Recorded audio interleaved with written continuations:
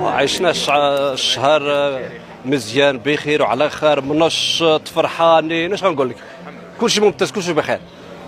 يعني وهذا الانجاز واش ممكن يكون بادره خير ما هو قادم ان شاء الله؟ ان شاء الله، علاش لا، الشباب ديالنا يبداو كيطلعوا ان شاء الله، كيلعبوا مزيان ان شاء الله. علاش شباب جداد ان شاء الله كامل الشيء. يا باقي غادي يزيدوا ان شاء الله في القدام، باقي ان شاء الله يكونوا احسن ان شاء الله في 2026 يكون احسن ان شاء الله. الاجواء كانت زينه، داك الشيء ديال حقوا طريقهم مزيان، وولادنا لعبوا مزيان، الله يرضي عليهم، عاونونا مزيان وفرحونا مزيان. شكرا لجميع المواطنين وجميع الجماهير، والله ينصر سيدنا اللي وقف معنا في هذا الشيء، وترقجع تا هو راه وقف معنا مزيان مع ولادنا ومع كل شيء، والله يعاونهم جميعا والله يرضي عليهم. المنتخب شرفنا والحمد لله.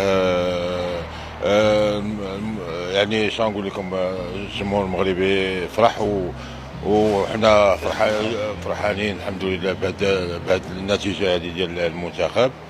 وان شاء الله مازال المنتخب غادي يقول الكلمه ديالو ان شاء الله في ان شاء الله في البطولات الجايه ان شاء الله.